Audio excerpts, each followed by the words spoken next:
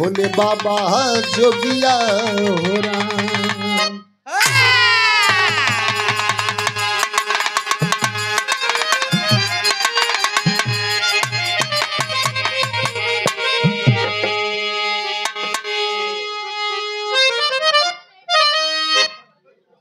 कन्हेटी से श्रीनाथ पाल जी के द्वारा ये सादर 50 रुपए का पुरस्कार भैया के प्रणाम बा। कैसे वाह वाह वाह। ऐ जमाने के लोगों, वक्त पर वक्त का साथ जिसको मिला उसको कहता बहादुर ये सारा जमाना। वक्त की ताकत को जो न समझा कभी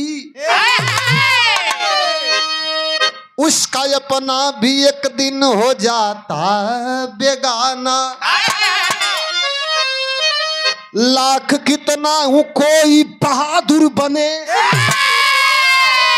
वक्त के आगे उसको भी झुकना पड़ा। तीव्र गति से है उठती लहर सिंधु की,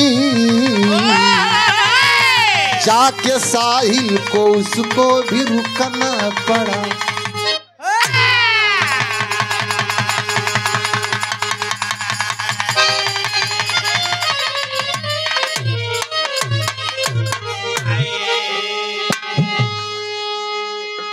स्वर्गीय बाबूजी का बनावल थाती आज सब कुछ है समय है भैया। कहल गया समय बलवान, इस समय केहू के छोड़लस नहीं, चाहे पंकज पुजारी हो चाहे दुनिया जमाना हो, इस समय कोई को छोड़ा नहीं। जोशी से राकेश पाल जी हवासपुर, ये सादर पुरस्कार आया है भैया के द्वारा प्रणाम बा। सकल समाज के प्रणाम बा, आशीर्वाद का चाह रही। विरह में भाव का लगल है।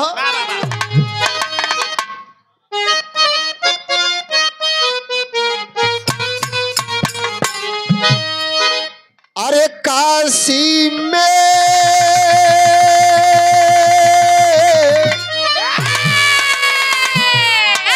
अरे काशी में जलवा है तेरा, काबा में जलवा है।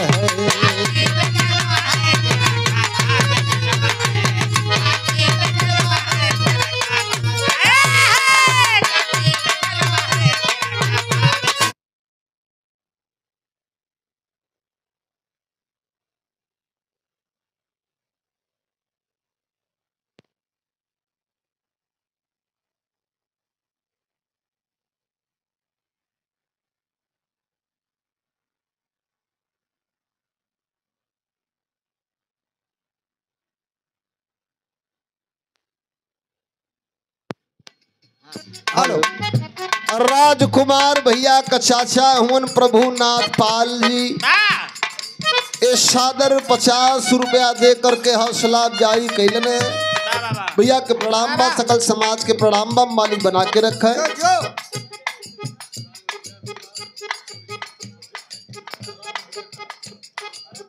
रामपुर से राम अभिलाष पाल, स्वर्गीय बाबूजी के छोटे भाई हैं आप।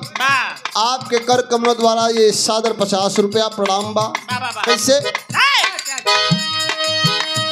काशी में जलवा है तेरा, काबा में जलवा है।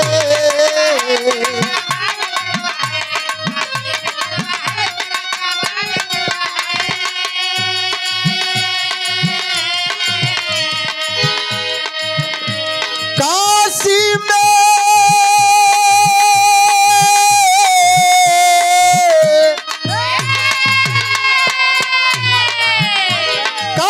जलवा है तेरा, काबा में जलवा है।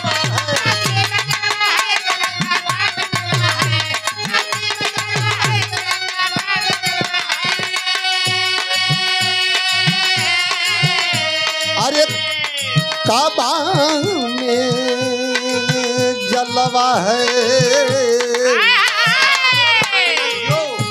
कांवर ले कांवर ले कांवर ले जल चढ़ाते, काबा में जलवा है।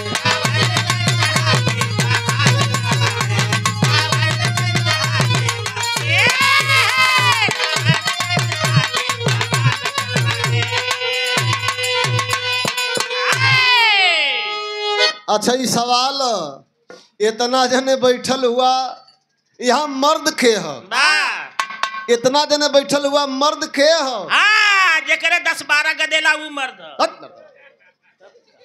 कहत हूँ जेकरे 10-12 गदेला उ मर्द भक्का लाठी गोदी चलावे के है मर्द उ ना जेकरे 10-12 गदेला हूँ मर्द के हम बतावत बताओ भैया।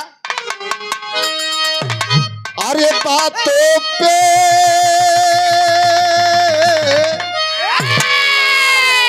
अरे बातों पे जीता है सदा बातों पे मरता है।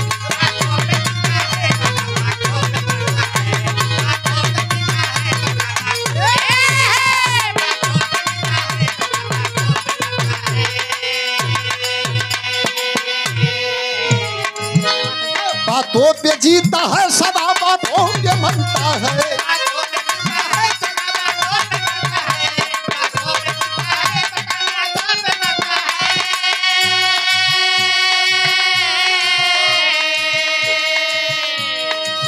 और हमरे राकेश पाल जी झूसी प्रयागराज से आबादपुर से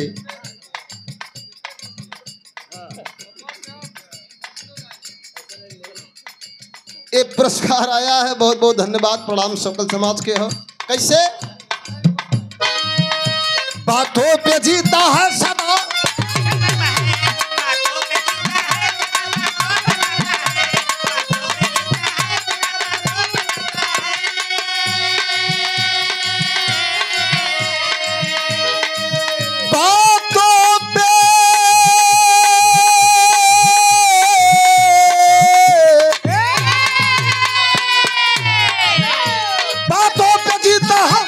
बातों पे मरता है।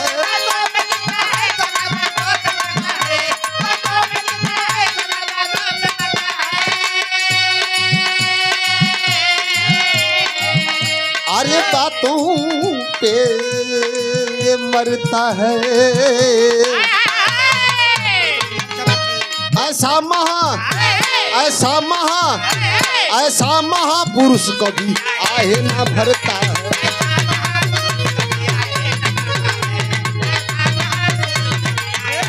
अरे दिया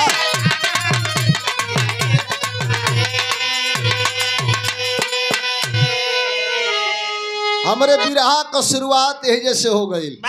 कैसे भैया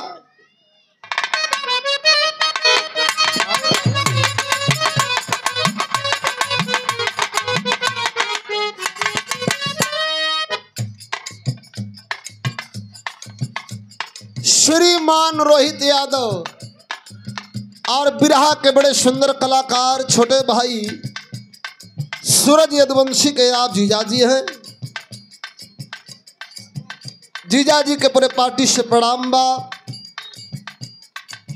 मालिक बना के रखे और बनारस ही नहीं गाजीपुर ही नहीं आजमगढ़ नहीं बलिया नहीं गोरखपुर नहीं देवरिया नहीं पूरा पूर्वांचल कह लीजिए।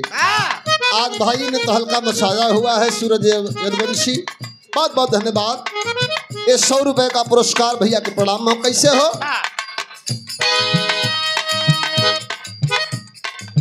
पता क्या कब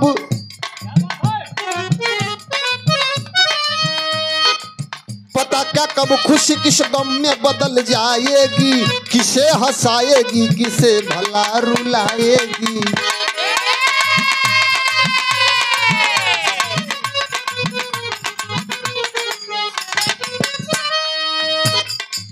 कहा शंबर देता धोखा से राज करते हैं। कहा शंबर देता धोखा से राज करते हैं। मिली न कोई सुविधा हम सदा से मरते हैं।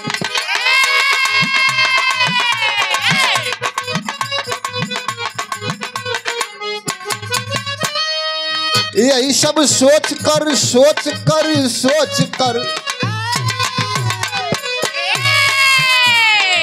यही सब सोच कर सुरपुर पर धावा बोल दिया। छलकते दिल की आग एकाएक खोल दिया।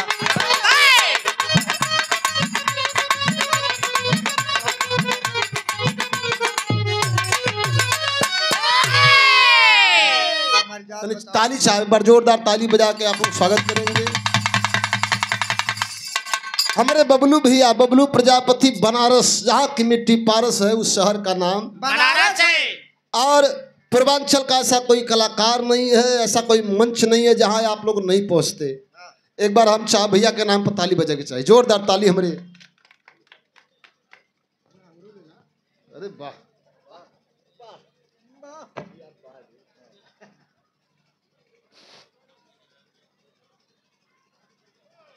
बिरहा के मीडिया प्रभारी श्रीमान कमलेश वर्मा जी पर जोरदार ताली बजा के आप लोग स्वागत करेंगे।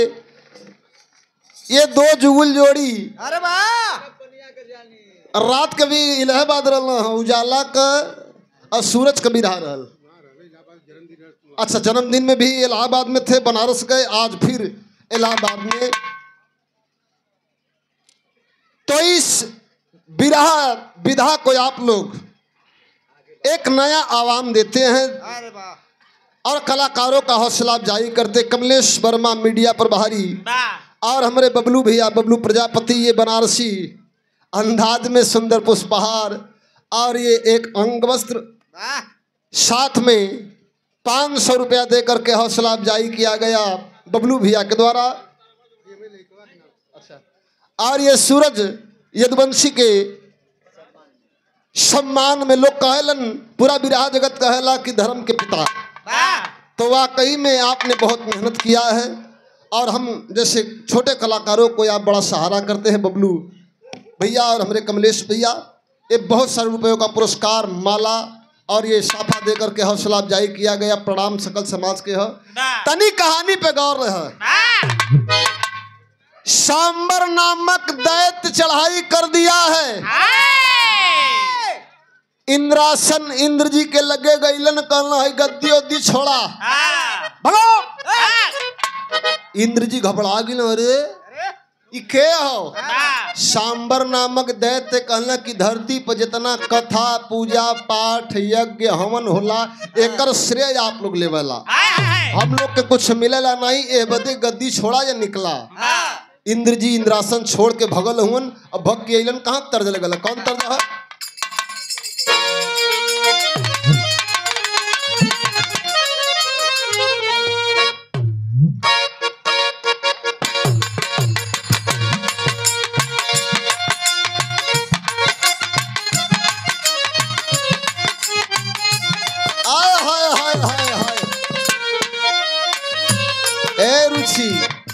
कौनो सखी अपने सखी से अपने मर्दे का बखान बतियावत रहल, कहे तोर का करेलन, कह हमारे मिस्त्री हुआ, कहे तोर तो बतावत बा, का बतावत बा?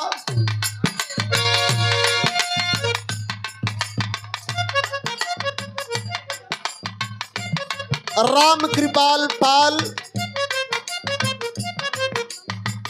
सुदनीपुर से एक 50 रुपए का पुरस्कार भैया के प्रणाम बा, सकल समाज के प्रणाम बा। कहे का कैला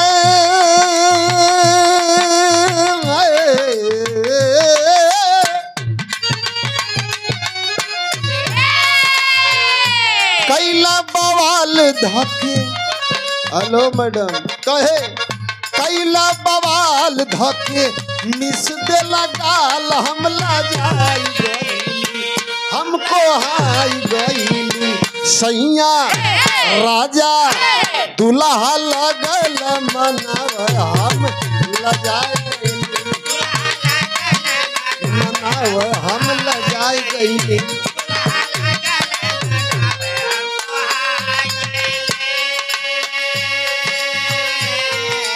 इंद्र जी आयल हुआ मृत्यु लोक में, राजा दशरथ के पास आके हाथ जोड़ के कहलन, का कहलन है कि मान सम्मान मर्यादा तोहरे हाथ में हो। कल साफ साफ बतावा का बात है? कल इंद्रासन पे कब्जा कर लिया है सांबर नामक दैत्य। तो राजा दशरथ कैलन का है, चले राजा दशरथ कई के, चले राजा दशरथ कई के, धनुष टनकार रण में आई गईल, रण में आई गईल, ताना भिड़ल खुशिया रण में आई गईल।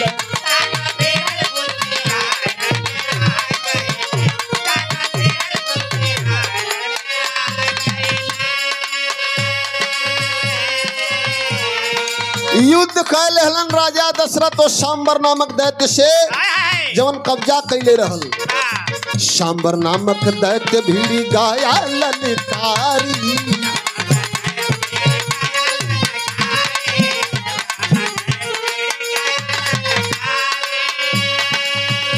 अरे लड़ता पहुंचा नभ के मझारी।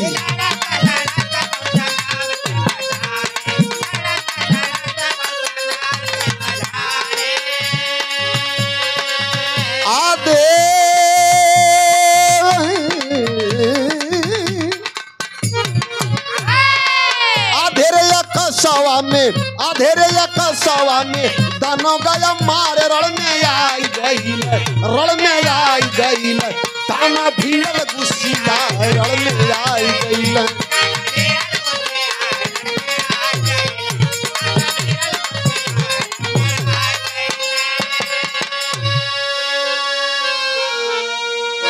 पहुंचल हवन इंद्रपुरी में, इंद्रलोक में पहुंचलन। राजा दशरथ लेके धनुष बाण भिड़ गईलन। सांबर नामक दैत्य लगा बाण पे बाण चलाने। राजा दशरथ बच बचाव के अपन जान बचाए कि जवन बाण मरलन है, जवन बाण मरलन कि मारा गया सांबर नामक दैत्य। खुशियों की लहर दौड़ पड़ी। देवलोक में लोग खुशी मनावत हों कि आज राजा दशरथ की वजह से हमन का सिंहासन बच गयल। आज राजा दशरथ की वजह से हम लोग का सिंहासन बच गयल। काहे न राजा दशरथ के स्वर्ग में बुलाए के इंद्रलोक में बुलाए के इनकर स्वागत कह देवल जाए। तर्ज का लगल है।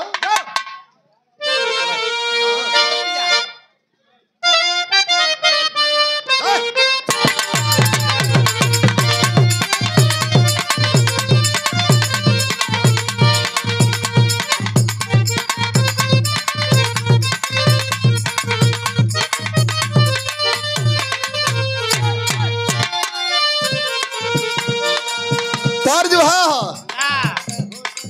मोर पिया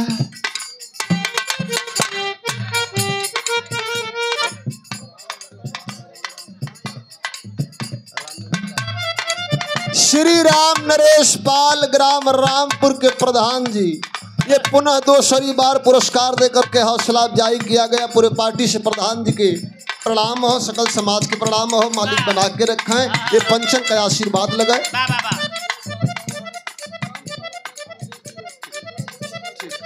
और प्रधान जी का कहनाम हो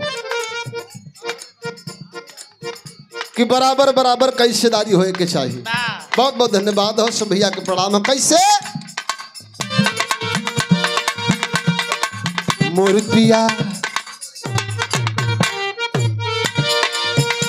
पिया रे लिया कहो डर बरवा। जीजा जी मोर पिया रे लिया कहो डर बरवा। मोर पिया रे लिया कहो डर बरवा। रेलिया में हम ना बैठब होरा।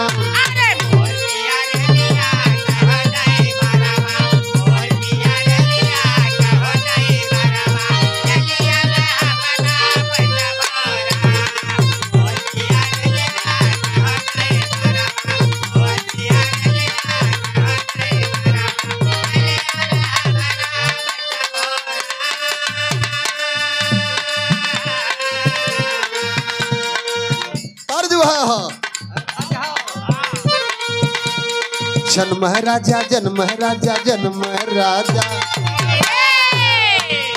जन्म राजा दशरथ के हो लालनावा। जन्म राजा दशरथ के हो लालनावा। खुशी में नगरिया झूमय हो राम।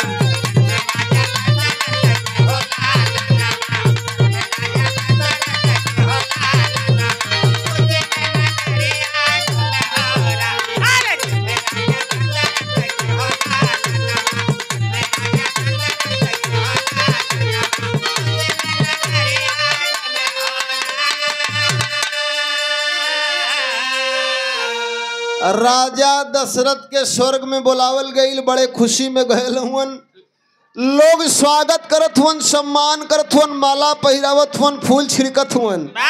चारों तरफ राजा दशरथ का स्वर्ग में सम्मान होत बा। लेकिन एक लोग राजा दशरथ के देख के अपन मुंह चोरा ले हाय हाय हाय राजा दशरथ इधर जात अपन मुंह उधर चोरा ले उधर जात इधर चोरा ले बा राजा दशरथ कहना यहाँ हमारा सम्मान होता कि अपमान अपमान कल भैया ई के है बा लोग कहला रे छोड़ा छोड़ा छोड़ा जाएदा कल नहीं नहीं के है बा लोग कहना ई शनि देव हुआ शनिचर महाराज हुआ जेकरे ओरी ताक देलन ओकरे शरीर में आग लग जाले अरे वाह राजा दशरथ कहना एक ठे हमार रिक्वेस्ट है विनती है तनी इनके हमके दिखा दा बा बा बा राजा दशरथ जिद कह देना वही स्वर्ग लोक में लोग कहला ए लोग कहना तैसा हथवा हटावा जब बस शनि देव हाथ हटौलन है बा बा एक तेज प्रकाश निकला पूरे शरीर में आग लग गई राजा दशरथ के और जलत के आकाश से नीचे आवे लगलन जटायु जी देख करके पंख में दबाए के ले जाके एक ठे नदी में आग बुझौलन आग बुझा के कहना कि जिंदा हुआ ठीक हुआ राजा दशरथ कहना मांग लो जो मांगना है अवध के नरेश राजा दशरथ हमारा नाम है जटायु जी कहना इस समय हमरे सब कुछ हो जहिया चाही तहिया हम मांग ले जब हमके जरूरत हुई तो हम मांग ले कह के अपन पंख झड़ना है उड़ गईला बाबा सब जानेला भगवान का जन्म भइल राजा दशरथ के एक दिन 4 सुपुत्र पैदा भइल हुआ बा बा बा महल में मंगल गीत होत बा सोहर होत बा चारों तरफ बधाई खुशी का माहौल है बा अच्छा ये नातिन भैया का प्रिंसिपाल रामपुर से ये 50 रुपया बाबू के आशीर्वाद है माई भगवती बना के रखा वाह राजा दशरथ के एक दिन 4 सुपुत्र पैदा भइलन महल में खुशी हो बा जटायु जी आए गए हुआ बर मांगे खातिर पर पंख झाड़ उड़ के बैठल हुआ महल पर कुछ समय बीतल बा बा बा एक ठे सिपाही जाके राजा दशरथ से कहना कि शुभ में अशुभ बा राजा दशरथ कहना मतलब कहना राजा शुभ में अशुभ बा कहना हम समझ ना पौली कहना हमहन के घरे बरही होत बा मंगल होत बा ई हाड़ मांस खाए वाला पंछी आके महल पर बैठल है हाय हाय ई हमन के अशुभ बुझात है बा मारे क्रोध में राजा दशरथ धनुष बाण लेकर के गए हुन वाह और वही छत पर बैठल हलन जटायु जी तान देहलन बा धनुष बाण तनते जटायु जी हंस देहलन बा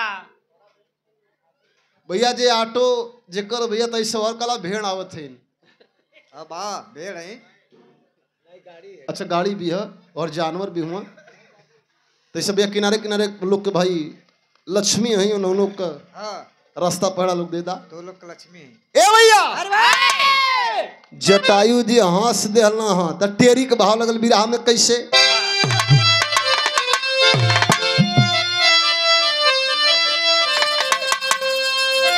अरे हसल बा सुन के बात गिधवा अरे हसल बा सुन के बात गिधवा भूप के दिल में देखा जैसे बाढ़ धसल बा ये रे धसल बा ये रे धसल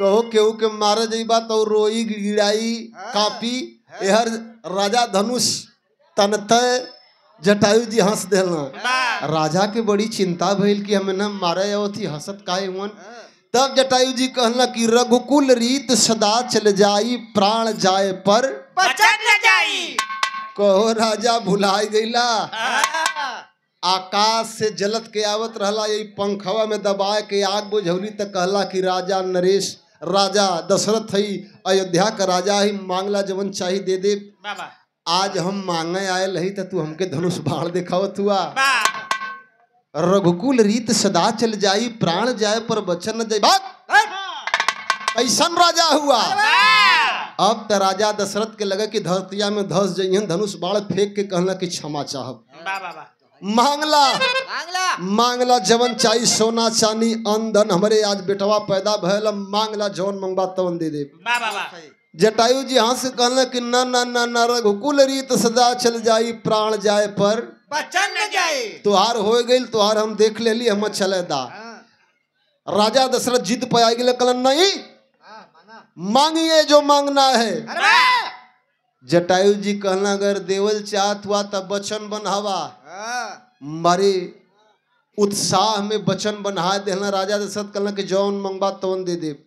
जटायु जी कहला अगर देवही चाहत हुआ तो जौन तुहार सबसे बड़का लइका राम हुआ। बरही होत रहल भगवान 12 दिन का रहलन। कहला कि जौन तुहार बड़का लइका राम हुआ उन्हीं के हमके दे दा। अब राजा दशरथ के पैर से लगे जमीन खिसक गई। कहला और कुछ मंगले होता। कहला कहली है ना कि रघुकुल रीत सदा चल जाई, प्राण जाए पर बचन न जाई।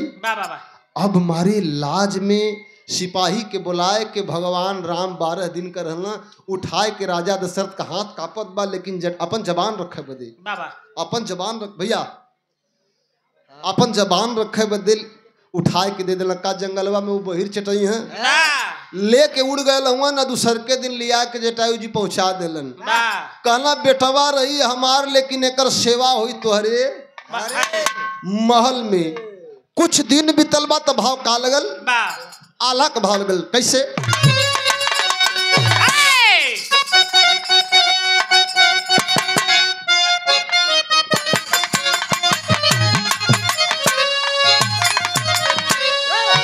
अरे दुनिया में अरे दुनिया में हो सपूत होला बेटवा भैया।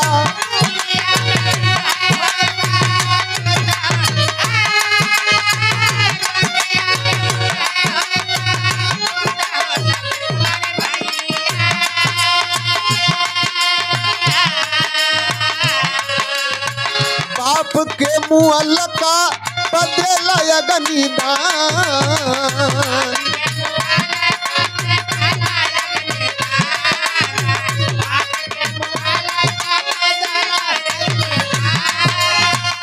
बनवा में होई रे गईला, बनवा में होई रे गईला सिया का हरनवा भैया।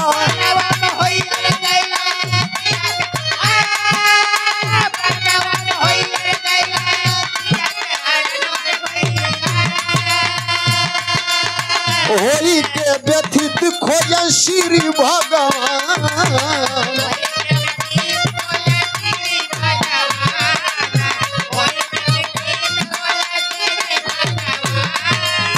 बिचरहिया में भायल, बिचरहिया में भायल गिद्ध से मिलनवा बाबू, गिद्ध से मिलनवा बाबू।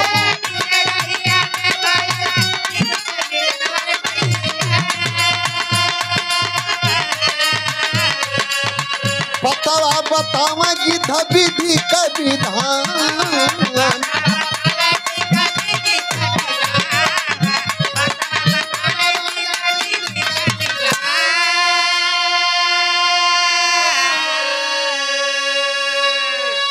दुनिया जमाना जानेला भगवान बड़ा बहिलन बनबा बिरहा सुने वाले बाबू। स्वर्गीय राम दुलार पाल बाबूजी के सुपुत्र हैं पंकज भैया। ये 20 रुपया देकर के सम्मान कैलन है, प्रणाम हो।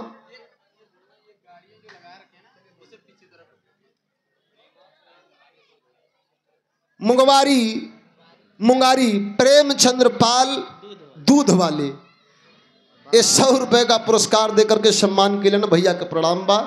सकल समाज के प्रणाम बा। बिरा हमारा आखिरी बा आए पंचो। ये सब जानला भगवान बड़ा भइलन वनवास भयल और रावण छल से मैया सीता के हर के लेके जात रहल। लेकिन बीच राह में बीच रास्ते में देख लिया है जटायु जी। और जटायु जी देख लेना कि हमारे बहू का अपहरण होत बा, हमारे बहू के हर के ले जात बा। रावण से युद्ध कैलन, खींच के तलवार निकाल के तलवार पंख काट लिया। वही जंगल में हाय राम कह के कल्पत हुअन। और मैया सीता के पता में खोज में दोनों भाई राम और लक्ष्मण जंगल जंगल भटकत हुअन। जब हाय राम का आवाज सुनलन है पहुंचल हुअन और पहुंचलन तो जटायु जी बतौलन कि यही दिशा में लेकर के रावण उड़ल है। पूरी पता बतौलन कि मैया सीता का हरण रावण कैलन, यही दिशा में लेके उड़ल हुअन। लेकिन आप लोग के 1 लाख रुपया का बात आप लोग जानत होबा कि राजा दशरथ के भगवान राम आगी नहीं दिले रहलन, अग्निदान नहीं दिले रहलन मोले पर, लेकिन जटायु जी के एक धर्म का पिता भइले के नाते, धर्म का पुत्र भइले के नाते वही जंगल में लकड़ी इकट्ठा करके अपने हाथ से भगवान राम जटायु जी के अग्निदान देहलन।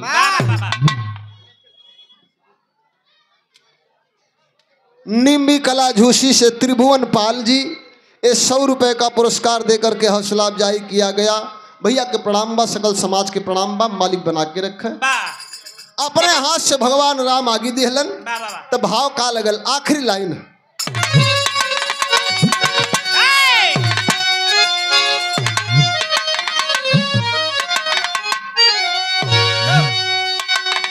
अरे राम राम सीतावा में अगिया लगा दिगल, नाता बेटा वाला बाप से निभा दिहल।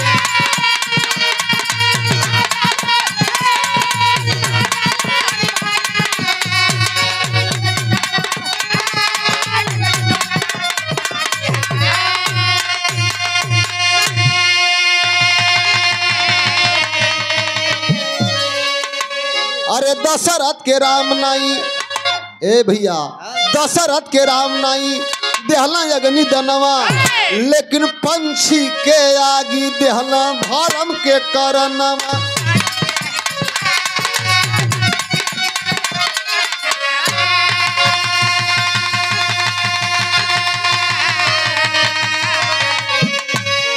पावन मुक्ति दे के जिंदगी सजा दिगल, नाता बेटा वाला बात से निभा दिहल।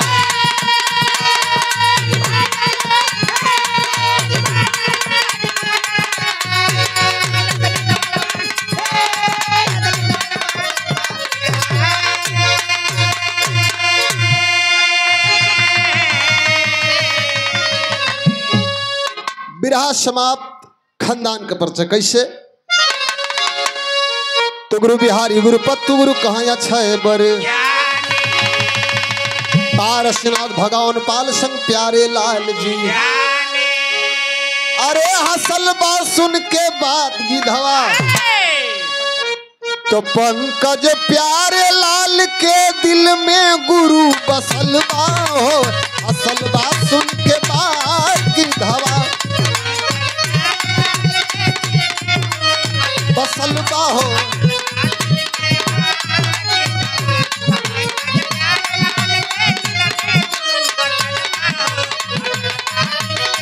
बहुत बहुत धन्यवाद।